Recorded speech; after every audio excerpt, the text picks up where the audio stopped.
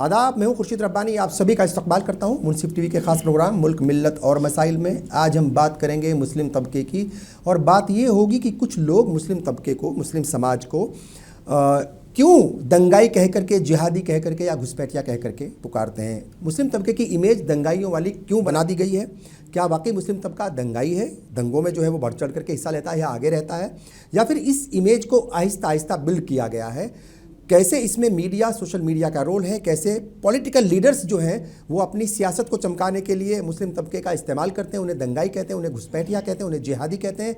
इस पर बात करेंगे। साथ ही इस पर भी हम चर्चा करेंगे कि कैसे मुस्लिम तबका इस इमेज से बाहर निकल सकता है, रास्ते क्या हैं, क्या कुछ उसे इक़दामात उठाने चाहिए। कई खास मेहमान मेरे साथ जुड़ चुके हैं। हमारे साथ मोहम्मद सलीम इंजीनियर साहब, आप जमात इस्लामी हिंद के वाइस प्रेसिडेंट हैं, इस्तकबाल है आपका। इनके अलावा डॉक्टर HS रावत साहब हैं, आप हिंदू धर्म गुरु हैं, आप भी अपनी बात रखेंगे, आपका इस्तकबाल करते हैं। और पॉलिटिकल एनालिस्ट और जाने माने सहाफ़ी यूसुफ अंसारी साहब भी हमारे साथ हैं। इनके अलावा वसीम अकरम त्यागी साहब भी हमारे साथ हैं। मैं तमाम मेहमानों का इस्तकबाल करता हूँ। यूसुफ अंसारी साहब, पहला सवाल आप ही से। देखिए, आपने देखा होगा कि एक लंबे वक्त से, सिर्फ 11 या 12 साल नहीं बल्कि 15-20 साल से कुछ ऐसी इमेज मुस्लिम तबके की बनाने की कोशिश की जा रही है कि मुस्लिम तबका, एक तो घुसपैठिया तो एक नया लफ्ज़ आ गया अब नया, मगर दंगाई होता है मुस्लिम, आम तौर पर दंगाई होता है, ये बताने की और समझाने की कोशिश की जा रही है कुछ लीडर्स की तरफ से, कुछ पॉलिटिकल पार्टियों की तरफ से इस मुल्क की आवाम को। तो आप इसको किस तरीके से देखते हैं, क्या नज़रिया है? पहला कमेंट क्या है इस पर आपका? जैसा कि आपने खुद ये बात कही कि भाई ये कोई पिछले 10, 11, 12 साल का नहीं है, बल्कि ये एक्सरसाइज बहुत पुरानी है जी। और हमें बहुत अच्छी तरह याद है, कम से कम 84-85 के बाद से जो दंगे उत्तर प्रदेश में हमने देखे, 87 में चाहे मेरठ का दंगा हो, और बहुत धुंधली सी यादें मुरादाबाद के दंगे की भी हैं, और उसके बाद बिजनौर में 1990 में हमने खुद दंगा देखा, 5 दिन का कर्फ्यू भी झेला। तो उससे भी पहले से इतिहास बताता है कि साहब 70 के दशक में भी उत्तर प्रदेश में आए दिन किसी ना किसी ज़िले में दंगा होता था, और उनका एक सेट पैटर्न था कि भाई किसी हिंदू त्यौहार पर हिंदू संगठन जुलूस निकाल रहे हैं, और जैसे वो मुस्लिम इलाकों से गुजरते हैं, पहली जिद तो ये रहती है कि साहब हमारा जो जुलूस है वो मुस्लिम बहुल इलाकों से गुजरेगा। बिल्कुल। कई बार ये परंपराएं टूटी हैं, प्रशासन ने कुछ पाबंदियों के साथ इजाज़त देता है, और वहाँ एक सेट पैटर्न होता था कि भाई वहाँ मुसलमानों की तरफ से जुलूस पे पथराव हुआ और उसके बाद वहाँ दंगा हो गया। यही अब हम देखें, अगर पिछले 4-5 साल में कानपुर में हुआ था कि भाई जुमे की नमाज के बाद, एक वो 2 साल पहले की बात है, जुमे की नमाज के बाद कोई जुलूस निकालना था, उसके बाद पथराव हुआ। और अभी यहाँ बरेली में भी हुआ, पिछले हफ्ते जब हुआ था, नूपुर शर्मा वाले मामले में 2000 पहले की बात है जी। तो ये एक सेट पैटर्न चल रहा है। तो वो पथराव कहाँ से होता है, कौन करता है? अब तो चूंकि CCTV कैमरे हैं, CCTV कैमरे में कैद होने के बाद उत्तर प्रदेश की पुलिस और बाकी जगहों पर भी ये पैटर्न चल गया है कि भाई CCTV कैमरे में जो कैद हो गया है उसको ढूंढ के उसके ऊपर मुकदमा चलाया जाएगा। इसमें कुछ गलत नहीं है।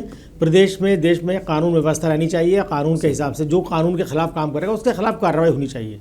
लेकिन सवाल ये है कि सिर्फ क्या ये इस तरह का उत्पात, जो आपने ओपनिंग कमेंट की बात कही है, तो चूंकि ये देखा जा रहा है कि भाई अक्सर जुमे की नमाज के बाद कोई ना कोई ऐलान करता है, कोई संगठन या कोई एक मौलाना, और उसके बाद तो मैं निजी तौर पे ये बात मानता हूँ, मैं कई साल से ये बात कह रहा हूँ कि जुमे की नमाज के बाद जो प्रदर्शन का सिलसिला है, ये तरीका है, ये गलत है। या तो सरकार इस पर पाबंदी लगा दे, या मुस्लिम संगठनों की तरफ से इस तरह की अपील हो कि भाई जुमे की नमाज, भाई एक मस्जिद के अंदर 1000 लोग नमाज पढ़ते हैं, उसमें कुछ लोग ऐसे होंगे कि जो प्रदर्शन में शामिल होना चाहते हैं, कुछ लोग ऐसे होंगे जो प्रदर्शन में शामिल होना नहीं चाहते हैं। सही बात है। तो ये चॉइस है अपनी। तो आप, अगर आप मुसलमानों को अपने इश्यूज पर कोई प्रदर्शन करना है, कोई और दिन चुन सकते हैं आप, तो कोई और दिन चुनिए। बिल्कुल सही। भाई कुर्बानी दीजिए उसके लिए आप। सही। तो ये सब चीज़ें जो हैं, तो जो लगातार इस तरह की चीज़ें हुई हैं, जज्बात में आके मुसलमान जो सड़कों पर उतरते हैं, और फिर वो कुछ और तो है नहीं तो पत्थर, तो अब उसको इतना बड़ा इशू बना दिया गया, खासकर दिल्ली दंगों के दौरान के, मान लीजिए अमूमन ये देखा गया कि भाई किसी के घर में कंस्ट्रक्शन का काम हुआ, पत्थर बच गए, वो छत पे रखे हुए हैं, नॉर्मल है, 10-10, 20-20 साल से रखे हुए। अब उसे अगर आप प्रशासन ने ये साजिशन रखे हैं, पथराव करने के लिए रखे, तो ये भी गलत है। मुझे लगता है कि अभी जो ये आइलम मोहम्मद को लेकर के बवाल हुआ है कानपुर में, जब ये जिस दिन ये घटना हुई, अगर प्रशासन चाहता तो इस मामले को आपस में बातचीत करके शहर की अमन कमेटी में जिम्मेदार लोगों को बुला के इस मसले को वहीं का वहीं सुलझाया जा सकता था। इसकी नौबत नहीं आती कि देश के कुछ हुआ पूरे देश और देश के अलग अलग शहरों में इस तरह के प्रदर्शन होते हैं। मगर इसमें इसके ऊपर हम चर्चा पहले भी कर चुके हैं और मेरा ख्याल कि इसमें एक मसला और है, उसके ऊपर भी बात करनी ज़रूरी है। एक तो जुमे का रोज़ जो आपने जिक्र किया, ये बड़ा इंपॉर्टेंट है कि लोग नमाज के लिए जाते हैं और वो नमाज के लिए जाते हैं तो बहुत सारे लोग ऐसे नौकरी पेशा हैं, बहुत सारे हॉस्पिटल से आए होंगे, बहुत सारे लोगों की उसके बाद ट्रेन का वक्त होगा या बहुत सारे लोगों की मीटिंग्स होंगी, बहुत सारे लोगों को दूसरे काम पे जाना होगा, वो तमाम चीज़ें हैं। तो उसका मजहबी भीड़ का इस्तेमाल जो है वो दूसरे मसलों पर क्यों किया जाए, नंबर एक बात। दूसरी बात जो आपने कहा कानपुर का मसला, नो डाउट इसमें कहीं कोई शक नहीं कि अगर पुलिस और प्रशासन ईमानदारी से वो कार्रवाई करता और चाहता तो उसको सुलझा सकता था। मगर यहाँ पर मुस्लिम तबके की भी मुझे लगता है कि जिम्मेदारी है कि अगर मुस्लिम तबका चाहता तो ये पूरा मामला कानपुर से बाहर नहीं निकलता। तो ये कानपुर से बाहर निकला तो इसमें कहीं ना कहीं मुस्लिम तबके की भी जिम्मेदारी है। इस पर हम पहले भी बात कर चुके हैं।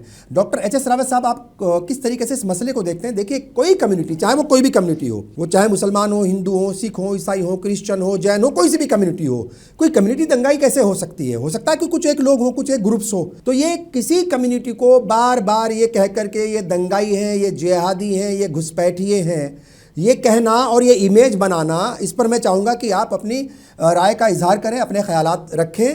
क्या कुछ है ये पूरा मामला आपकी नज़र में? रब्बानी साहब, सबसे बड़ी बात है कि इंजीनियर साहब की बात से मैं कुछ सहमत हूँ जी।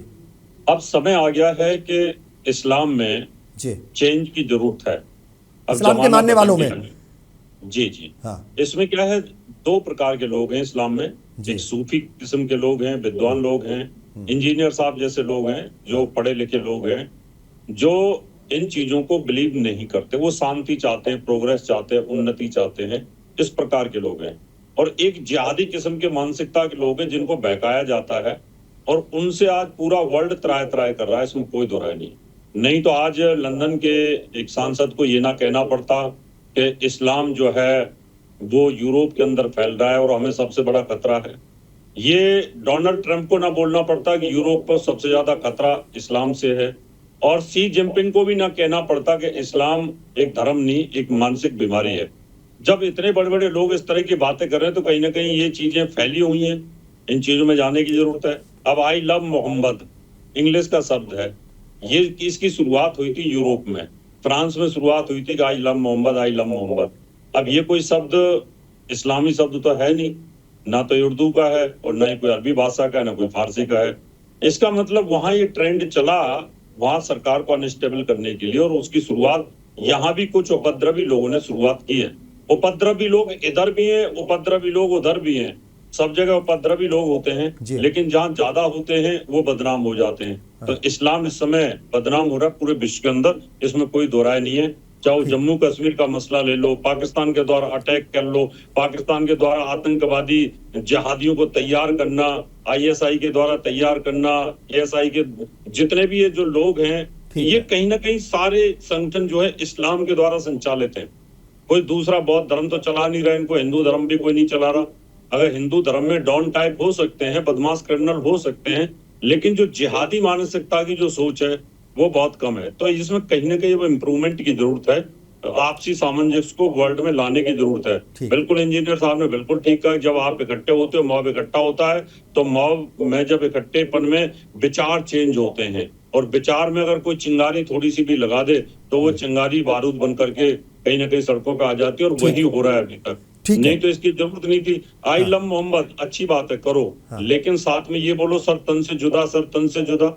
एक तरफ आप मोहम्मद साहब को लव कर रहे हो, एक तरफ तन से जुदा के नारे भी आप लगा रहे हो, और दूसरे उपद्रव करते हुए आप हिंदुओं के जो वहाँ पांडाल लगे उनको भी आप आग लगा रहे हो, तोड़फोड़ कर रहे हो। तो इसका मतलब जो भीड़ है, जो मॉब है, वो कहीं ना कहीं हिंसक प्रवृत्ति की हो चुकी है, और उसके दिमाग में हिंसा है, ना कि मोहम्मद साहब के प्रति प्यार है। अगर प्यार होता तो आप इस प्रकार से दुआ करते थे, जैसे कि आप ताजिया में निकलते हैं, दूसरी आपकी यात्राएं निकलती हैं, उनमें भी जाते हैं, वहां तो आप कहीं ना कहीं दुआ करते हैं, अल्लाह से दुआ करते हैं, भगवान से दुआ करते हैं।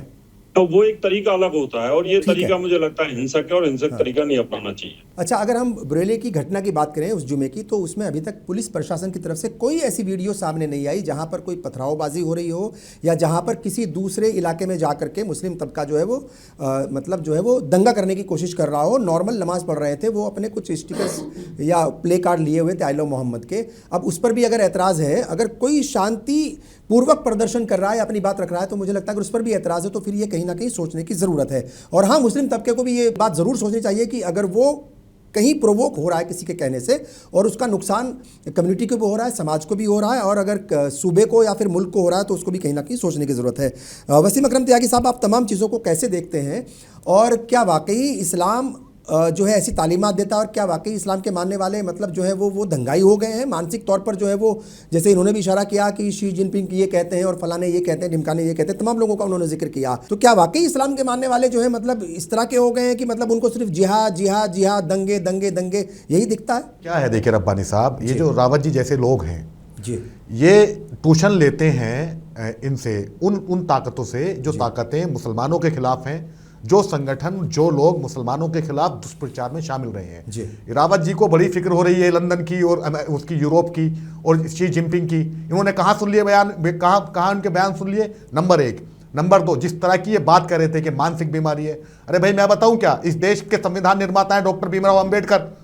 उन्होंने क्या कहा था कि मैं हिंदू पैदा हुआ, ये मेरी मजबूरी थी, मैं हिंदू मरूंगा नहीं। ये आपने सुना कि नहीं सुना? आप एक पूरी कम्युनिटी को आप दंगाई बता देंगे, आप पूरी कम्युनिटी को आप जिहादी बता देंगे। आप जानते हैं क्या होता है जिहाद का मतलब? आपके सामने कैमरा रख दिया, आपके सामने माइक लगा दिया, तो आप कुछ भी बके जाएंगे। ये ऐसे लोग, ये रावत जी जैसे लोग, ये है दंगाई असली, और ये दंगा फैलाने का काम करते हैं। इनसे पूछे अच्छा देखिए, पर्सनल नहीं होंगे, पर्सनल नहीं होंगे त्यागी जी, पर्सनल नहीं होंगे, हम चूंकि चर्चा कर रहे हैं, देखिए चर्चा कर रहे हैं। पर्सनल होना इसलिए जरूरी है क्योंकि इन्होंने शुरुआत करी, ये शुरुआत में इन्होंने शुरुआत करी कि इस्लाम को ले आए। इस्लाम को कहां से ले आए भाई? इनसे कोई पूछे क्या पूरी दुनिया में कोई एक ऐसी कम्युनिटी का नाम बताएं जो दूसरे धर्म की महिला के बलात्कार करने वालों को माला पहनाती हो? वो कम्युनिटी कौन है? वो इन्हीं के गैंग के तो लोग हैं, और ये बकवास करते हैं टीवी पर बैठ करके। अब जो हम बात कर रहे थे, बात ये कर रहे थे सर, देखिए दंगाई कौन है कौन नहीं है। एक सूबे का मुख्यमंत्री जब ये कहता है कि आई लव मोहम्मद बोलने वाले दंगाई हैं और आई लव महादेव बोलने वाले दंगाई नहीं है, तो वो भाषा वो साफ कह देना चाहता है कि वो दूसरे जो आई लव मोहम्मद बोलने वाले लोग हैं उन्हें वो नागरिक मानने के लिए तैयार नहीं है। और ये मानसिकता है, ये मानसिकता उन दक्षिणपंथी, कट्टरपंथी, धार्मिक कट्टरपंथी संगठनों की है जो पिछले कुछ सालों में बनी है। ये मानने के लिए ही तैयार नहीं है कि भारत का मुसलमान इस देश का नागरिक है। नागरिक तो छोड़िए, ये इसे नागरिक अधिकार भी देने के पक्ष में नहीं है। इस तरह की ये बातें करते हैं। और इनसे पूछे कोई, जो जिस सरकार की बात कर रहे हैं, जिन सरकारों की बात कर रहे हैं, वो सरकार खुद दंगाई है। आज गुजरात में 190 दुकानों पर बुलडोजर चला है, 190 दुकानों को जमींदोज कर दिया गया, तब्दील कर दिया। यानी कि जो काम इन संगठनों के लोग किया करते थे, जो इनके दंगाई जिन्हें संरक्षण देते हैं, जो लोग जो काम वो किया करते थे, वो काम अब भाजपा सरकारों की पुलिस करती है, भाजपा सरकारें करती हैं। सुप्रीम कोर्ट की रोक के बावजूद बरेली में बुलडोजर चल गया, सुप्रीम कोर्ट की रोक के बावजूद गुजरात के गांधीनगर में 200 दुकानों पर बुलडोजर चल गया। आप बताइए कौन कानून को मान रहा है, कौन कानून को नहीं मान रहा है? कौन पूछेगा इनसे इस बात को? और ये बैठ करके बकवास करते हैं दुनिया भर की। इनके कनेक्शन चेक करिए, इनके लिंक चेक करिए, ये उन ताकतों से इनके संपर्क मिलेंगे जो लोग इस देश में सामाजिक व्यवस्था फैलाना चाहते हैं, देश के सामाजिक दोनों को रोकना चाहते हैं। ठीक है, बकवास करते हैं। त्यागी से मुसलमान बने थे, वो जमाना चला गया। अब तो आप त्यागी नहीं रहे, अब तो मुसलमान हो गए, वो जमाना चला गया, अब वो नहीं चलेगा। अब तो भैया सोशल मीडिया का जमाना है। ये जो गली गली के अंदर आई लव मोहम्मद और पत्थर फेंकना और जाकर के सर तन से जुदा, ये नहीं चल सकता। बुलडोजर भी चलेगा और गोली भी चलेगी। तुम चलाओगे गोली? तुम गोली चलाओगे? अबे तुम गोली चलाओगे? कौन हो तुम हो कौन गोली चलाने वाले? इस आदमी पर केस बुक किया जाए, ये गोली चलवाएगा। कौन है बदतमीज आदमी? ये गोली चलवाएगा। सलीम इंजीनियर साहब के पास चलेंगे, ठीक है। सलीम इंजीनियर साहब भी हमारे साथ जुड़ गए हैं। सलीम इंजीनियर साहब, मैं आपके पास आ रहा हूँ। देखिए, हम जो चर्चा कर रहे हैं इस मसले को समझने की कोशिश कर रहे हैं कि ये मसला असल में है क्यों एक कम्युनिटी को दंगाई कह करके मुखातिब किया जाता है, क्यों उसकी इमेज दंगाइयों की बनाने की कोशिश की जाती है, क्यों उसे घुसपैठिया कहा जाता है, क्यों उसे जिहादी कहा जाता है, वजूहात क्या हैं, और फिर हम कहीं ना कहीं रास्ते भी तलाशने की कोशिश करेंगे कि इनसे बाहर कैसे निकला जाए। मोहम्मद सलीम इंजीनियर साहब, एक जमात की जिम्मेदारी आप संभाल रहे हैं वाइस प्रेसिडेंट के तौर पर, किस तरीके से आप इन चीज़ों को देखते हैं कि क्या कोई एक कम्युनिटी, मैंने पहले सवाल ये रावत साहब से भी किया था कि कैसे ये मुमकिन है कि आप पूरी कम्युनिटी को जो है वो दंगाई कह करके मुखातिब करें, कैसे ये मुमकिन है कि पूरी कम्युनिटी को आप जिहादी कह करके मुखातिब करें। किसी एक कम्युनिटी में, किसी एक समाज में कुछ एक लोग हो सकते हैं ख़राब, वो इधर भी हो सकते हैं, उधर भी हो सकते हैं, कहीं भी हो सकते हैं, उनकी वजह से पूरी कम्युनिटी को क्यों एक जो है वो उनकी मतलब जो इमेज को ख़राब करने की कोशिश की जा रही है। जिस तरह की बहस अभी हम सुन रहे थे, बहुत ही अफसोसनाक है वो, और ऐसा लगता है कि हमारे देश को जिस रुख पर ले जाया जा रहा है और जो लोग लोकतांत्रिक तरीके से चुनकर आते हैं और लोकतांत्रिक तरीके से सरकार बनती है और संविधान की शपथ ली जाती है, हाँ। उसके बाद जिस तरह की भाषा का प्रयोग उन पदों पर बैठे हुए व्यक्ति कर रहे हैं, क्योंकि संविधान की शपथ लेने के बाद तो सारे देश के और प्रदेश के नागरिक आपके लिए बराबर होने चाहिए, आप किसी भी पार्टी से हों। लेकिन आप देख रहे हैं पिछले 10-12 सालों से कि आज एक झूठ और नफरत, ये दो चीजें जो है बहुत ज्यादा इस्तेमाल की जा रही है। और मुझे लगता है कि जर्मनी में जो हिटलर और उनके मुसोलिनी ने जिस तरह अपने देशों में एक खास तबके को निशाना बनाकर, उसके खिलाफ झूठ फैलाकर, उसके खिलाफ नफरत फैलाकर और अपनी पकड़ और सत्ता को मजबूत किया, तो मुझे लगता है कि हमारे देश में भी जो लोग आज सत्ता में हैं, उन्होंने शायद अपना रोल मॉडल हिटलर और मुसोलिनी को मान लिया है, लेकिन वो ये भूल रहे हैं कि ये भारत है, ये जर्मनी और इटली नहीं है। ये भारत जो है एकता, ये विविधताओं में एकता वाला देश है। ये भारत वो देश है जो सब धर्मों से मिलकर बनता है। ये भारत वो देश है जहाँ सबका सम्मान होता है, तभी ये भारत है। सबको बराबरी का हक मिलता है, तभी वो भारत कहलाता है। तो अगर हमारे ये कुछ भाई जिनको सत्ता मिल गई है, नफरत के एजेंडे पर आगे बढ़ रहे हैं, और अगर ये देश को इसी रास्ते पर ले जाएंगे, तो फिर इनको ये भी देखना होगा कि जो हशर जर्मनी का हुआ और जो हशर हिटलर और मुसोलिनी का हुआ, वो हशर भी देखने को तैयार रहना चाहिए। लेकिन मुझे लगता है कि इन कुछ लोगों को की वजह से हम पूरे देश को बदनाम नहीं होने देना चाहते। आज भारत देश की जो तस्वीर पूरी दुनिया में बन रही है, वो बहुत खतरनाक बन रही है। आज हिंदू धर्म को जिस तरह से बदनाम कर रहे हैं हमारे कुछ लोग, जिस तरह की हरकतें करके और मुसलमानों को दुश्मन बनाकर, मुसलमानों के खिलाफ नफरत फैलाकर, वो सही माने में हिंदू धर्म के विरोधी हैं, हिंदू धर्म को नुकसान पहुंचा रहे हैं, वो भारत की इमेज को भी नुकसान पहुंचा रहे हैं। और मुझे लगता है कि भारत को दुनिया का मार्गदर्शक बनने में और दुनिया का विश्व गुरु बनने में अगर सबसे बड़ी रुकावट है, तो यही नफरत और झूठ की राजनीति और इसको आगे बढ़ाने वाले लोग हैं। जब तक भारत देश के लोग सब मिलकर जो है इस नफरत के एजेंडा के खिलाफ नहीं खड़े होंगे और अपने लोकतंत्र को नहीं बचाएंगे और सब नागरिकों को बराबरी का दर्जा देने की जो बात हमारे भारत के आधार में मौजूद है, उसको वापस से जब तक हम हासिल नहीं करेंगे, तब तक मुझे लगता है कि हमको बहुत ज्यादा मेहनत करने की जरूरत पड़ेगी। तो ये झूठ और नफरत का जो एजेंडा आज चल पड़ा है और लोगों को लगता है कि जो जितनी झूठ बोलेगा, जितना नफरत फैलाएगा, वो उतना ज्यादा राजनीति में ऊपर जाएगा और उसको सत्ता उतनी तेजी से मिल जाएगी।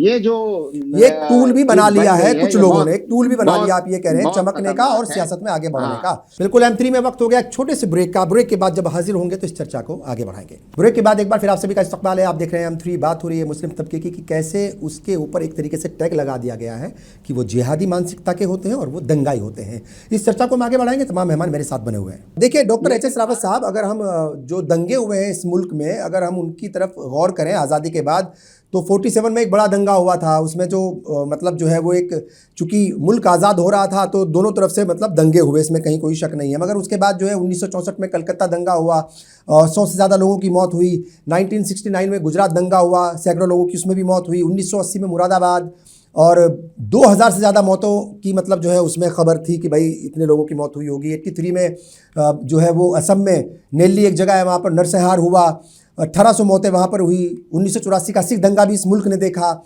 हज़ारों मौत उसमें हुई। 1987 हाशिमपुरा उत्तर प्रदेश, भागलपुर दंगा जो है वो सबको याद होगा बिहार का, और बहुत सारे दंगे हुए।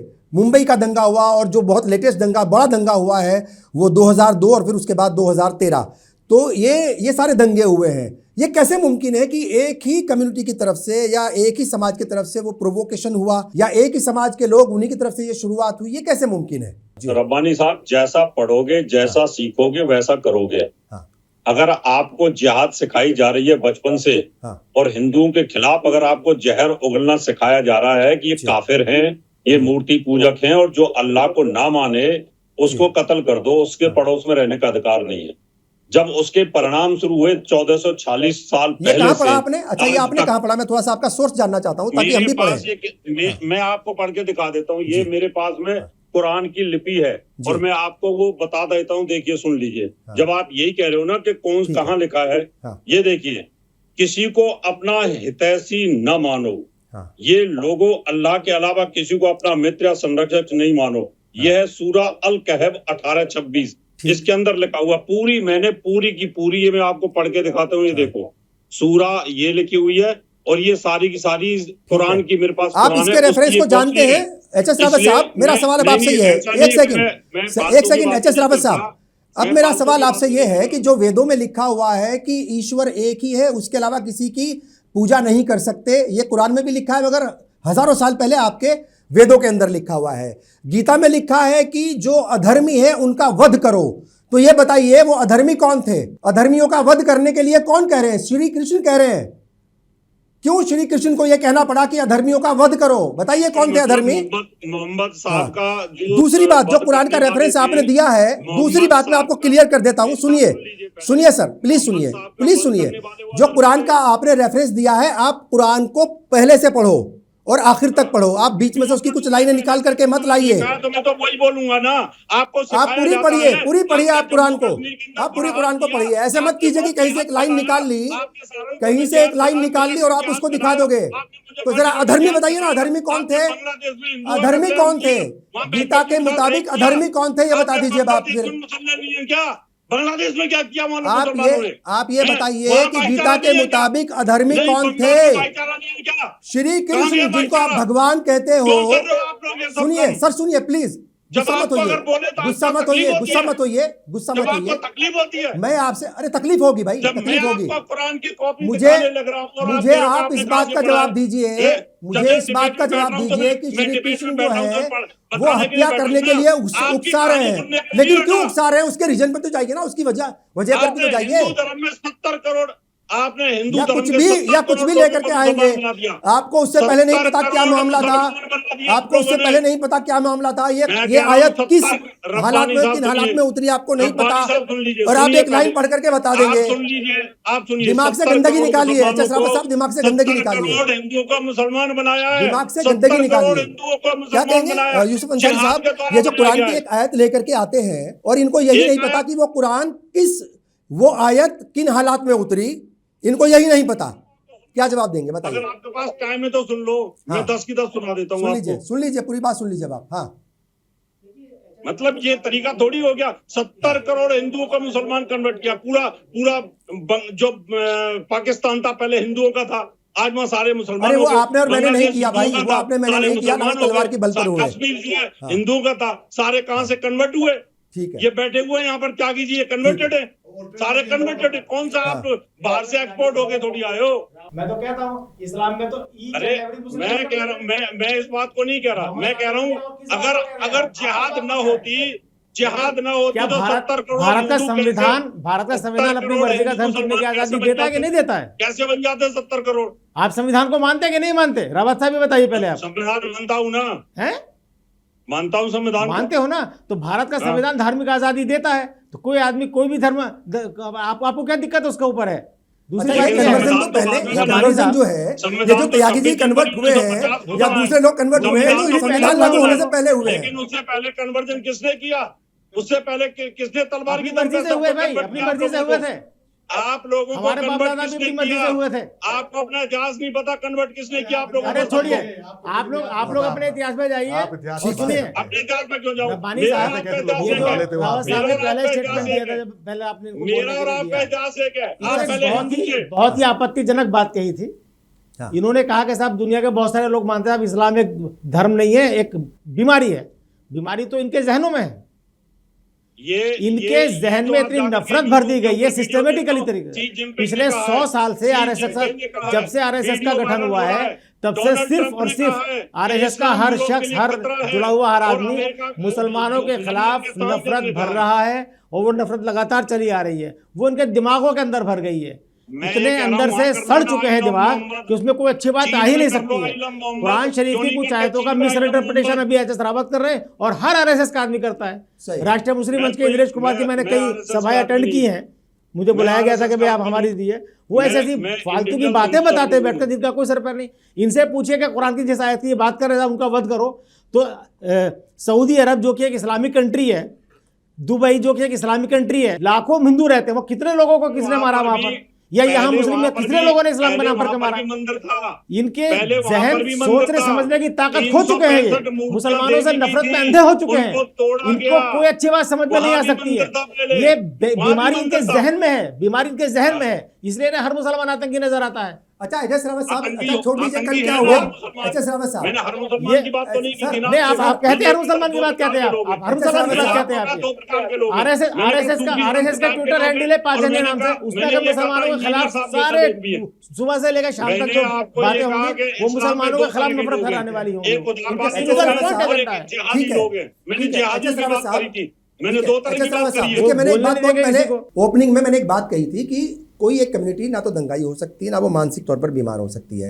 अच्छा, ये बात सही है कि आपने किसी के रेफरेंस से कहा कि वो बात आपत्तिजनक थी, वो नहीं होनी चाहिए थी।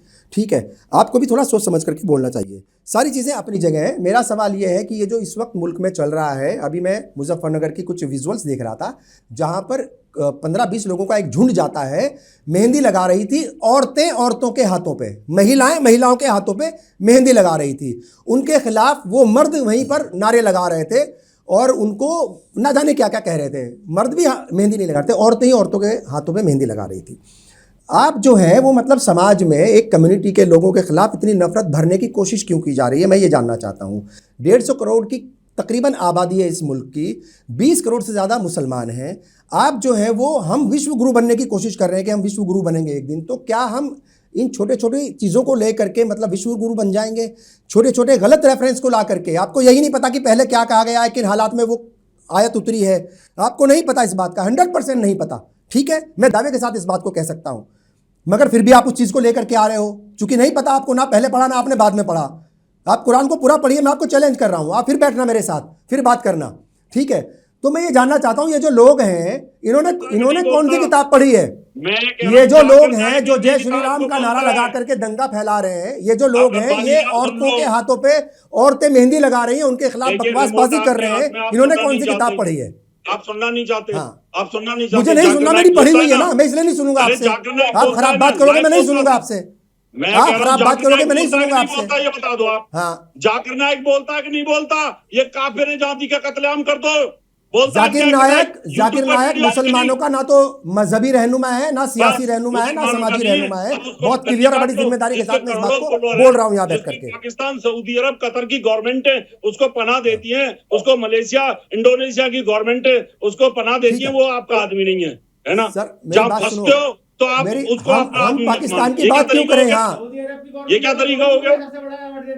हम पाकिस्तान की ये बात क्या क्यों कर रहे हैं? दुबई की गवर्नमेंट ने दे अभी दिया है। अभी छोड़ दीजिए उसको, पाकिस्तान हिंदुस्तान को छोड़ दिए, अभी हम अपनी बात कर रहे हैं, अपने मुल्क की बात कर रहे हैं। मुझे ये बताइए कि जो लोग ये हर रोज नारेबाजी करते हैं, दंगा फैला रहे हैं, कम्युनिटी के खिलाफ नफरत फैला रहे हैं, इन्होंने कौन सी किताब पढ़ी है? बस मुझे उसका जवाब दे दीजिए आप। मैं कहता हूं रब्बानी साहब, आपको आई लव मोहम्मद कहने की और गलियों में प्रदर्शन करने की क्या जरूरत है? आपके पास मस्जिदें हैं ना, जा करके आप करते हो ना अपना भजन कीर्तन, जो भी पूजा पाठ करते हो। आपको गलियों में आई लव मोहम्मद और सर तन से जुदा के नारे आपको लगाने की जरूरत क्या है? आप क्यों भड़काना चाहते हो पब्लिक को, दूसरे समुदाय को क्यों? आई लव मोहम्मद कहने से किसी की भावनाएं कैसे भड़क सकती है, सवाल है।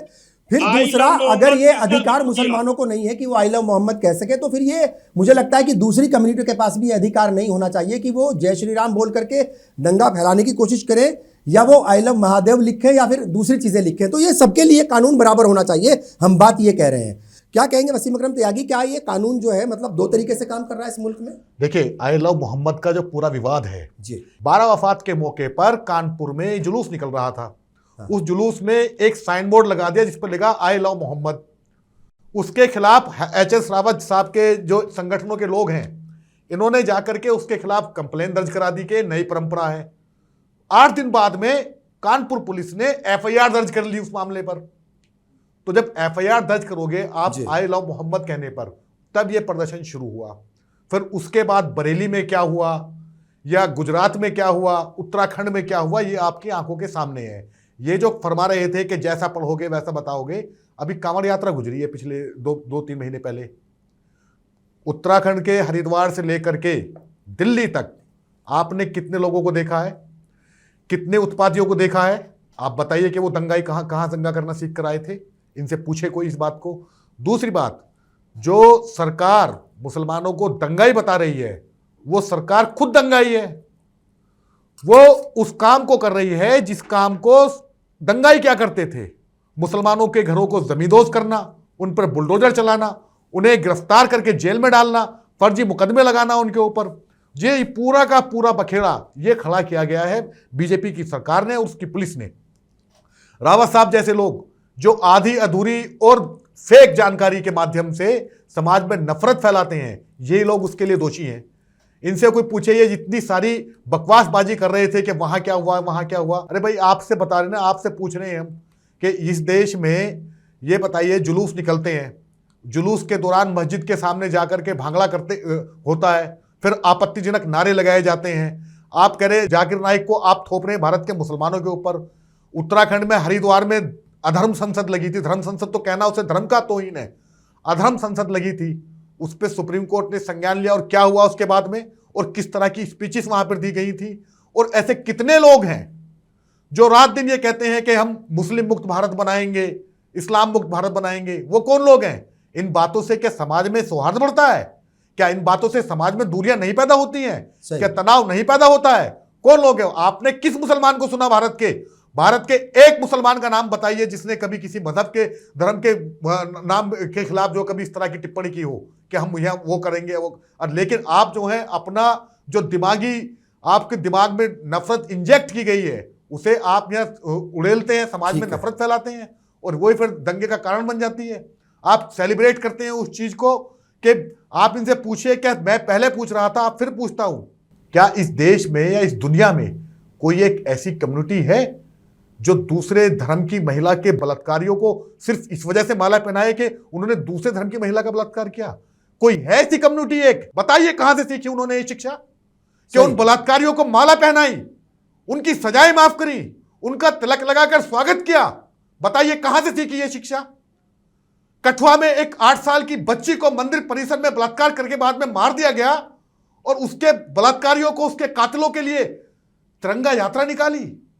है कोई ऐसी कम्युनिटी इस दुनिया में? और एक आध घटना ऐसी नहीं है, कई सारी ऐसी घटनाएं हैं जहां पर बहुत सारे लोग जो है वो सपोर्ट में आ जाते हैं अपराधियों के।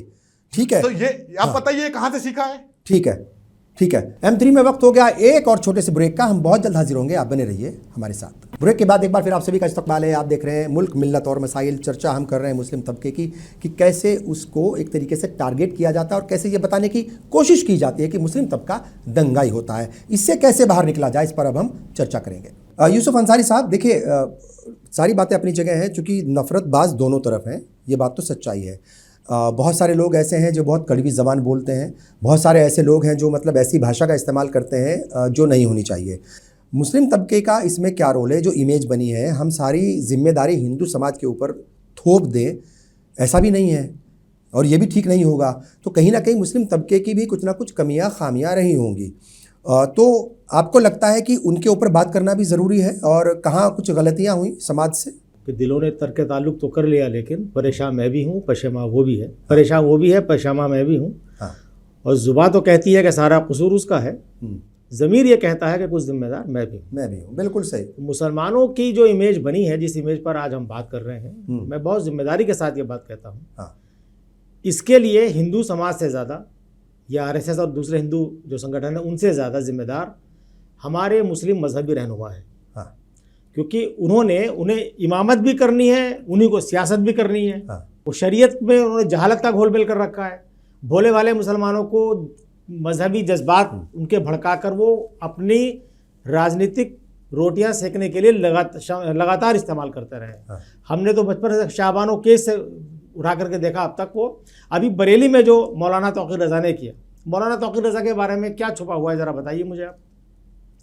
मौलाना तौकीर रज़ा, इन्होंने एक ज़माने में बयान दिया था कि साहब बुश की गर्दन काट के लाने वाले को मैं 25 अरब का इनाम दूंगा, 25 करोड़ का इनाम दूंगा, सब मुसलमान 1 रुपया देंगे तो हो जाएगा। ये बात 2006 की है, अप्रैल 6 की, जब बुश यहाँ भारत के दौरे पर आए थे, आधिकारिक दौरे पर।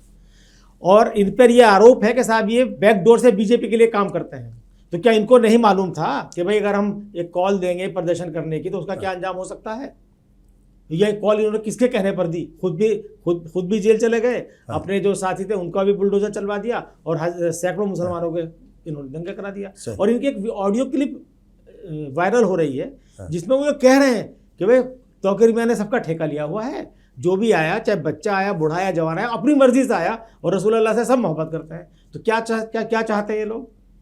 क्या चाहते हैं ये लोग कि जिस रसूल अल्लाह को कुरान ये कह रहा है कि साहब हमने मोहम्मद को, हमने रसूल को पूरी आलम के लिए रहमतुल आलमीन बनाकर भेजा, अम्न का पैगाम लेकर के भेजा, उनके नाम पर आप उत्पात कराएंगे? ये शर्म नहीं आती इन लोगों को? दूसरी बात आप ये देखिए कि हर चीज़ मौके की नज़ाकत के हिसाब से होती है।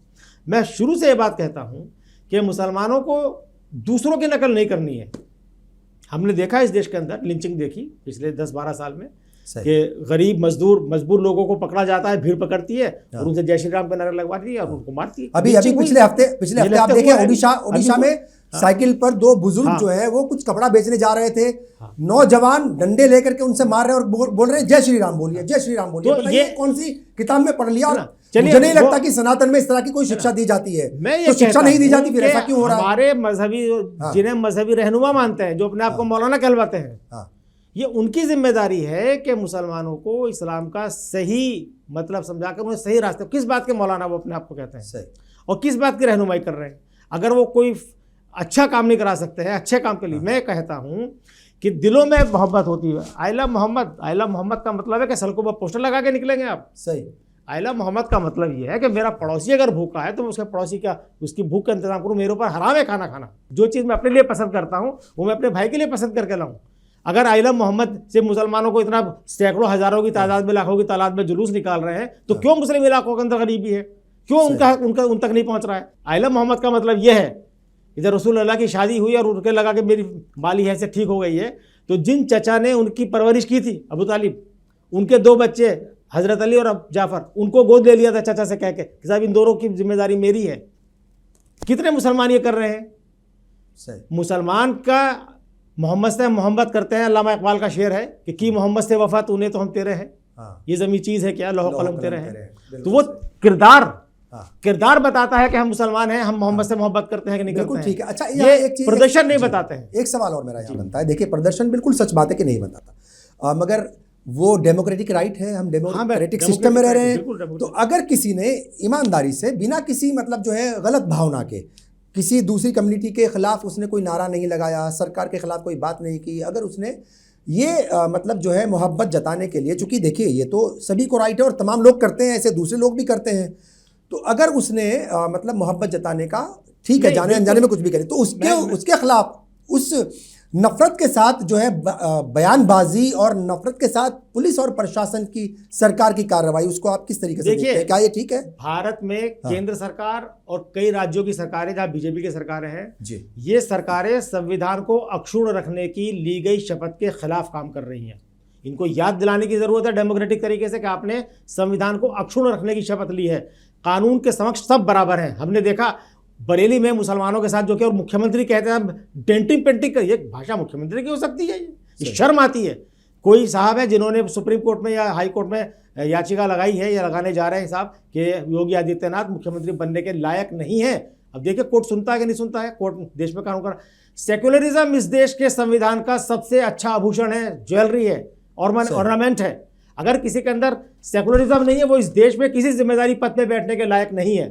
बीजेपी के कई मुख्यमंत्री हैं जो सेक्युलरिज्म की परिभाषा में खड़े नहीं उतरते। उन्हें अगर प्रधानमंत्री के अंदर जरा भी शर्म हो और प्रधानमंत्री इस देश के संविधान को मानते हैं तो 3-4 मुख्यमंत्री को तुरंत बदलने का हिम्मत दिखाएं। वो नहीं दिखाएंगे क्योंकि उनके अंदर खुद जहर भरा हुआ है। दूसरी बात, जो बात आपने कही, अगर कोई कम्युनिटी शांतिपूर्वक प्रदर्शन करती है और उस पर लाठीचार्ज आप करेंगे, ये तो कानून के खिलाफ है, संविधान के खिलाफ है। हमने देखा फतेहपुर में क्या हुआ था। सही, वहां तो बुलडोजर नहीं चले, वहां तो पुलिस भेज रही। हाँ। रामजी लाल सुमन जो कि समाजवादी पार्टी के सांसद हैं, आगरा में उनके ऊपर करणी सेना ने क्या उत्पात बचाया? किस पुलिस वाले की हिम्मत थी कि वो लाठीचार्ज कर दे? तब उत्तर प्रदेश की पुलिस के अंदर हिम्मत नहीं थी। उत्तर प्रदेश की पुलिस या उत्तराखंड की पुलिस, इनके अंदर का पुलिसिया, गुजरात, आसाम, ये तब मध्य प्रदेश, जब सड़कों पर मुसलमान होते हैं या दलित होते हैं या पिछड़े होते हैं। ठीक, जब कोई मुख्यमंत्री के सजातीय या अपर क्लास हिंदू कोई प्रदर्शन करते, चाहे वो कितना ही उग्र हो जाए, उन पर पुलिस की लाठी कभी नहीं चलती है। तो ये भेदभाव देश नहीं पूरी दुनिया देख रही है। पूरी दुनिया में मजाक उड़ रही है भारत की, संविधान के खिलाफ है। दूसरी एक बात, अगर हमारे देश में, मैं बहुत जिम्मेदारी के साथ यह बात कहता हूं, अगर हमारे देश में धार्मिक जुलूस निकालने पर शांति व्यवस्था बिगड़ जाती है तो मैं जिम्मेदारी के साथ ये बात कहता हूं कि किसी भी धर्म के धार्मिक जुलूसों पर देश में पाबंदी लग जानी चाहिए। मस्जिदें हैं, मंदिर हैं, गुरुद्वारे हैं, सब अपनी अपनी मस्जिदों के अंदर पूजा करें, गुरुद्वारों के अंदर करें, मंदिरों के अंदर करें, चर्च के अंदर करें। सड़क पे धर्म का भौंडा शक्ति प्रदर्शन बंद हो जाए, सबके लिए बंद हो जाए। जब सबकी मस्जिदें हैं, मंदिर हैं तो मंदिर में करें। सही। क्या अब ये अभी कह रहे थे कि मस्जिदें हैं वहां पर करना चाहिए। अच्छे मंदिर में 2 अक्टूबर की गवाही मैं दे रहा हूं। 2 अक्टूबर को बहुत सारा मतलब लंबा जुलूस निकला शाहीन बाग की तरफ से, और डीजे की आवाज़ इतनी थी कि मतलब जो है वो दिल तक असर कर रही थी, और मैक्सिमम लोग शराब पी करके हुड़दंग मचा रहे थे। एक बाइक पर 4 लोग चल रहे थे, एक बाइक पर 4 लोग। मैं खुद गवाही इस बात की दे रहा हूँ, मैं खुद चूंकि था वहां पर, देख रहा था मैं। तो अब आप क्या कहोगे? क्या मंदिर नहीं है आपके पास जो है वो अपने मतलब धार्मिक अनुष्ठान करने के लिए? तो वही कह रहा हूँ, तो है ना, तो फिर ये क्यों? मेरा सवाल अब आपसे ये है कि देखिए ये मुल्क जो है वो डेमोक्रेटिक भी है और सेक्युलर भी है। और मुल्क, अगर कोई भी देश, चूंकि पहले एपीजे अब्दुल कलाम ने नारा दिया था 2020 का, अब प्राइम मिनिस्टर नरेंद्र मोदी ने नारा दिया है 2047 का। तो हम एक मतलब बड़ी कंट्री या मतलब जो विश्व गुरु तभी बनेंगे जब तमाम लोग मिल करके उसमें अपना सहयोग भी करेंगे, योगदान भी देंगे। और बहुत सारी चीज़ें हैं जिनको इंटरनेशनल लेवल पर देखा जाता है कि आप अपने नागरिकों के साथ किस तरीके का रवैया अपना रहे हैं, कोई भेदभाव तो नहीं कर रहे हैं कम्युनिटी के लेवल पर या धर्म के बिना पर। ये तमाम चीज़ें भी देखी जाती हैं और शायद हुकूमत को आपसे और हमसे ज़्यादा पता है इन बातों का। मेरा सवाल आपसे ये है कि क्या मुल्क वो सिस्टम से चलेगा, संविधान से चलेगा, या फिर दादागिरी से? ईमानदारी से बताइए कि क्या ये दादागिरी ठीक है इस मुल्क के लिए? देखिए, देश संविधान से चलेगा जी, ये दादागिरी नहीं है, ये लॉ एंड ऑर्डर को मेंटेन करने का तरीका है किसी भी सरकार का। उपद्रव करोगे तो आपको लॉ एंड ऑर्डर सख्त होगा, और लॉ एंड ऑर्डर, क्योंकि वो जीता हुआ मुख्यमंत्री है, कोई भी हो, या प्रधानमंत्री है, सरकार उसको बना करके वोटिंग की वजह से दिया है, उसको सरकार को चलाने का तरीका उसका अपना है। दादागिरी नहीं है ये। अगर तौकीर रजा ये बोलता है कि मैं देख लूंगा, तो उन्होंने कहा ठीक है, तुम करके दिखाओ, हम देखते हैं तुम्हें। बाबा रामदेव ने भी ये कहा था कि मैं अपनी, सुन लो पहले, अरे सुन लो भैया, मैं पूछ रहा हूँ, एक चीज बताइए, देश संविधान से चलेगा, कानून ठीक है, कांवड़ियों ने, उनको बात पूरी करने दीजिए, फिर आप कर लीजिएगा सवाल। ठीक है ना, ठीक है डॉक्टर साहब, हाँ ठीक है, बिल्कुल ठीक है, प्लीज प्लीज। जिसी देश के अंदर बाबा रामदेव जी ने ये कहा था कि मैं अपनी सेना बनाऊंगा, उस समय कांग्रेस के गृह मंत्री चिदम्बरम साहब ने कहा सेना बना के दिखाओ, फिर हम तुम्हें देखते हैं। बनाओ सेना, फिर देखते हैं तुम्हें कैसे सेना बनाते हो और कैसे तुम करते हो। इसका मतलब देश संविधान से चलेगा। अगर तौकीर रजा ये बोलेगा कि मैं 26 जनवरी के दिन 50 हिंदू लड़कियों का उनको धर्म परिवर्तन कराऊंगा और उनकी शादी करूंगा, तो सरकार का दायित्व बनता है उसके खिलाफ एक्शन लेना है। तौकीर रजा कोई खुदा थोड़ी आ गया यहाँ पर बन करके, लॉ एंड ऑर्डर है। लॉ एंड ऑर्डर को खराब करोगे। आप कमलेश हत्याकांड कर देते हो, उस पर नहीं बोला, एक भी बड़े प्यार से अपनी साफ गोई से बड़े आराम से बातें बता दी, लिंचिंग हो रही है। आपने ये नहीं बताया कन्हैया उदयपुर वाले का कैसे गरीब आदमी का गला काट दिया, उसके बच्चों का क्या होगा।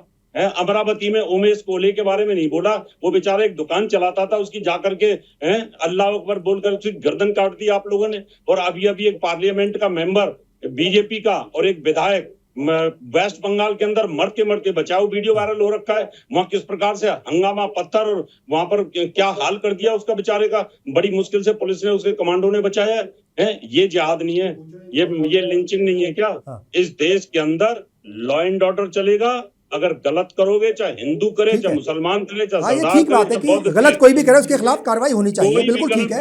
मगर मैं बस एक सेकंड, राम ले लो। और रही त्यागी जी कह रहे थे कि संसद धर्म संसद हुई थी, धर्म संसद हुई थी, उसको अंदर किया था ना।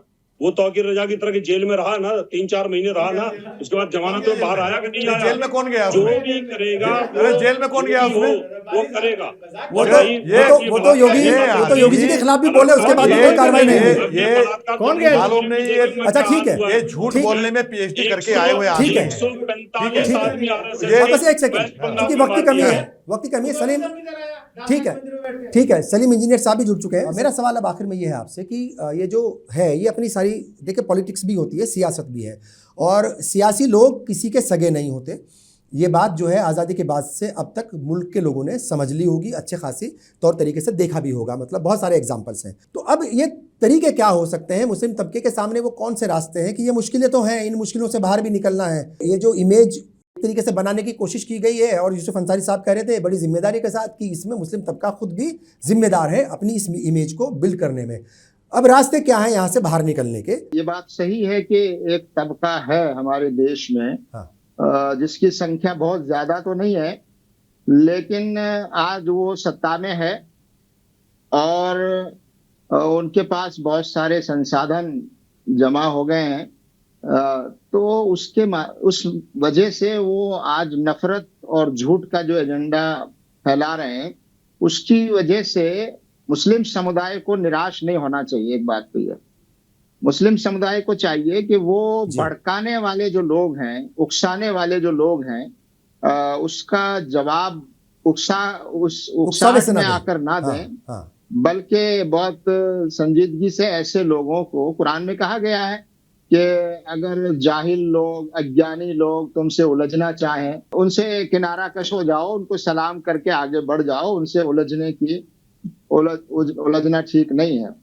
दूसरी बात यह है कि सरकार को ये बात बराबर याद दिलाते रहना हमारा सबका दायित्व है कि ये सरकार जो बनती है, ये सबकी बनती है और सबकी सरकार होती है, चाहे वो किसी पार्टी की हो, और सरकार संविधान से चलती है।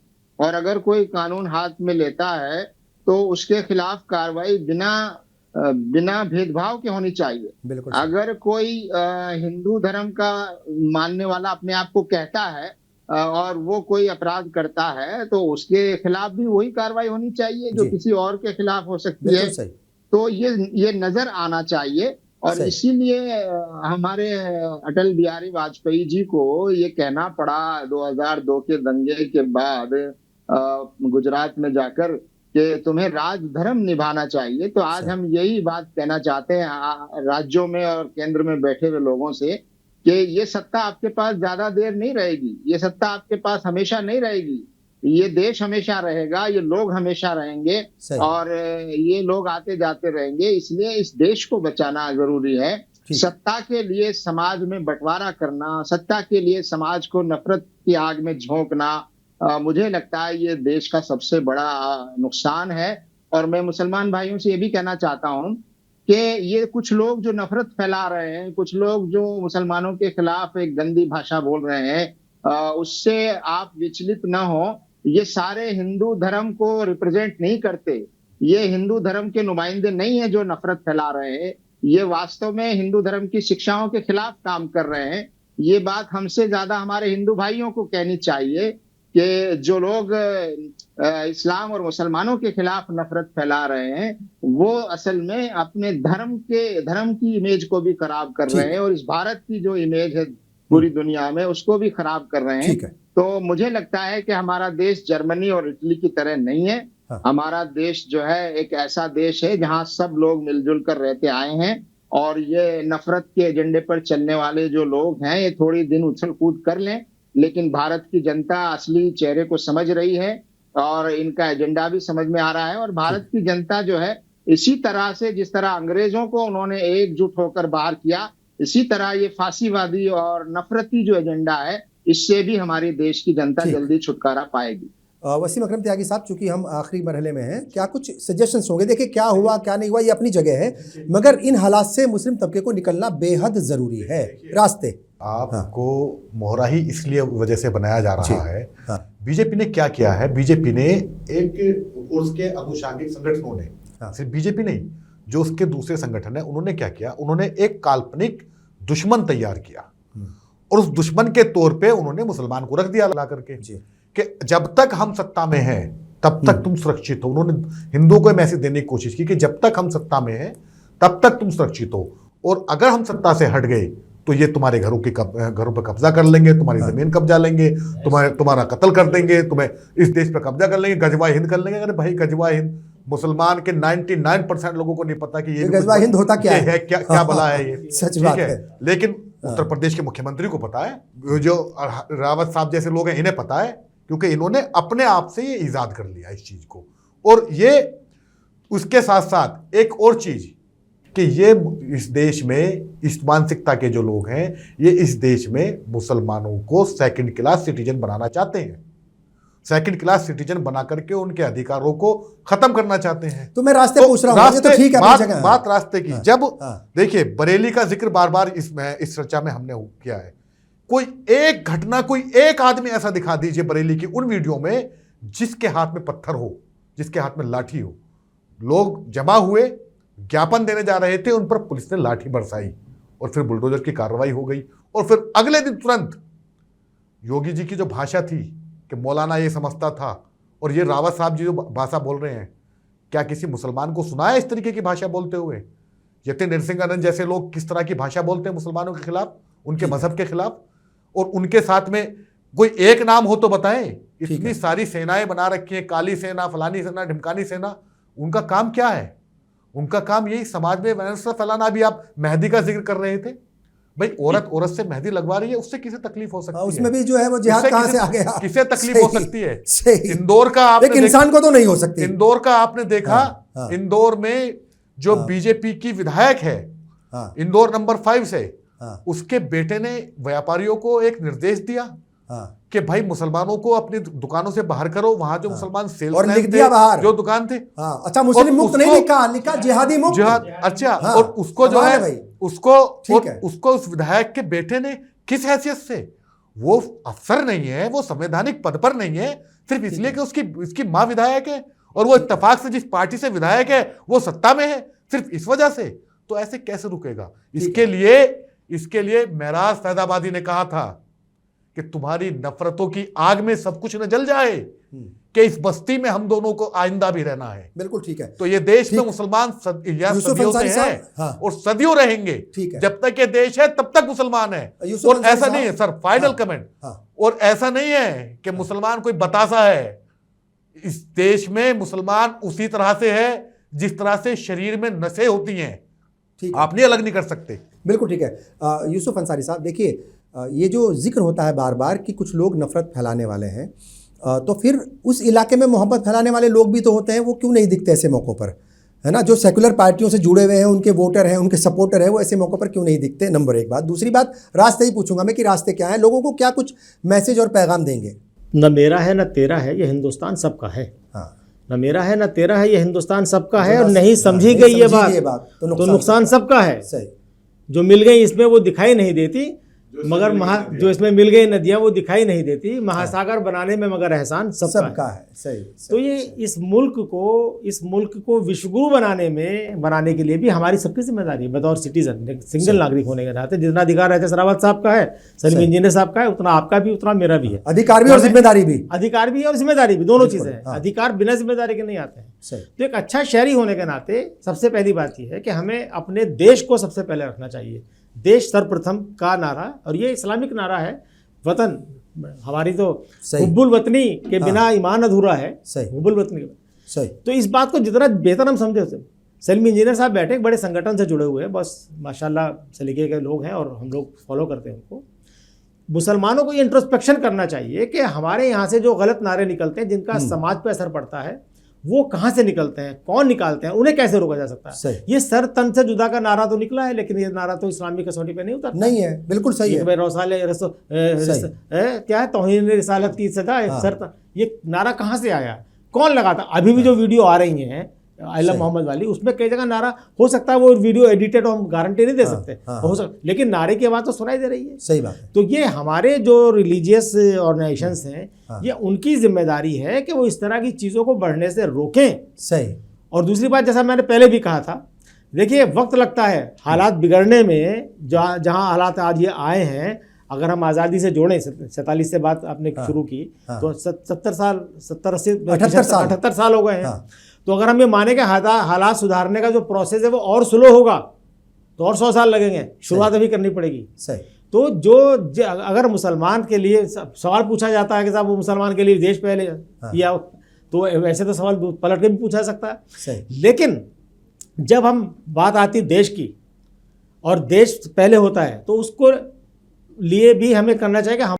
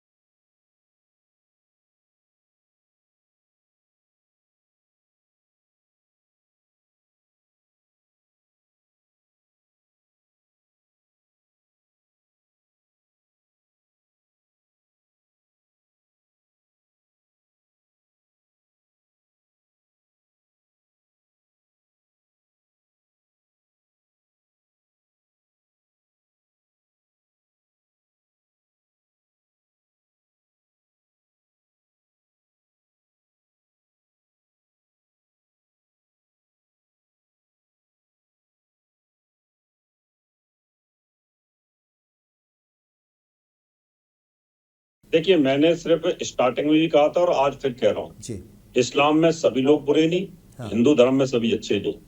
दोनों तरफ दोनों तरह के लोग होते हैं। अभी त्यागी साहब ने कहा था कि कोई भी एक ऐसा बता दो इस्लाम के अंदर जिसने कभी भड़काऊ भाषण दिया हो, तो मैंने कहा बताऊंगा। अकबरुद्दीन ओवैसी ने सबसे पहले ये कहा था कि 15 मिनट के लिए फोर्स हटा दो, सारे हिंदू का कत्लेआम कर दूंगा। यहाँ से शुरुआत होती है, बीज बोया अकबरुद्दीन ओवैसी की। और जो गलत है उसको गलत कहने में कोई दिक्कत नहीं है। मुझे बोलने दो एक मिनट, उनका जवाब दे दो, फिर मैं अपनी बात खत्म कर दूंगा। नहीं तो फिर बोलेंगे रावत जी ने जवाब नहीं दिया। उसके बाद में राम मंदिर का फैसला आ गया, बनना तैयार हो गया। साजिद रशीदी से पूछा, साजिद रशीदी से, उन्होंने कहा जिस दिन हम मेजोरिटी में होंगे, जिस दिन हमारी सत्ता आएगी, उस दिन इसको तोड़ करके। उनका तो जिक्र मत कीजिए सर प्लीज यहाँ पे। उसके बाद बदरुद्दीन ने ये उनका तो जिक्र मत कीजिए प्लीज। उन्होंने कहा यही हम कम, जब आप इस तरह की भाषा इस्तेमाल करोगे ना, तो प्रक्रिया। तो ये बात तो हुई है ना सर, ये बात तो हुई है कि इधर भी लोग हैं ऐसे जो भड़काने की बात करते हैं। जो बोला है ना, अंसारी साहब ने बोला है, वो ठीक है कि सब मिलकर के रहे तो ज्यादा अच्छा रहेगा। देश को प्रेम के साथ आगे बढ़ाना चाहिए। ऐसी बातों से देश में खाई पैदा होती है, हिंदू मुसलमान में खाई पैदा होती है, इनको रोकना चाहिए। कोई भी और ये सबकी जिम्मेदारी है, की बातें करता है, नेता करता है, उसको रोकना ये सबकी जिम्मेदारी है। देखिए मुल्क जो है वो बिल्कुल अमन और शांति और भाईचारे से ही आगे बढ़ेगा, यही इस मुल्क की पहचान भी है। और इस पहचान को बरकरार रखना है, इस पहचान को बरकरार रखने की जिम्मेदारी हर एक शहरी की है, मगर सियासतदानों की और हुकूमतों की जिम्मेदारी ज़्यादा होती है, क्योंकि वो सिस्टम को चला रहे हैं।